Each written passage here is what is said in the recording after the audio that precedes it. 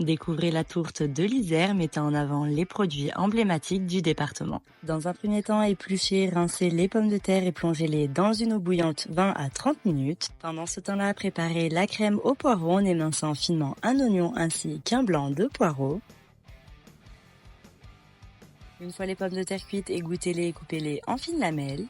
Puis, dans une poêle avec du beurre, faites revenir le poireau ainsi que l'oignon émincé jusqu'à ce qu'il soit tendre. Assaisonnez de sel, de poivre et d'un peu de noix de muscade. Terminez par ajouter la crème fraîche liquide ainsi que le Saint-Marcellin et mélangez jusqu'à ce que le fromage fonde. Pour le montage de la tourte, étalez une pâte feuilletée sur du papier cuisson, disposez une couche de pommes de terre en forme de cercle par-dessus, puis ajoutez la crème au poireau et Saint-Marcellin, quelques noix concassées et des morceaux de Saint-Marcellin. Répétez l'opération sur 2 ou 3 couches afin d'avoir un peu d'épaisseur. À l'aide d'un pinceau de cuisine, passez du mélange jaune d'œuf et crème sur les bords de la pâte, recouvrir le tout de la seconde pâte feuilletée, puis soudez bien les bords.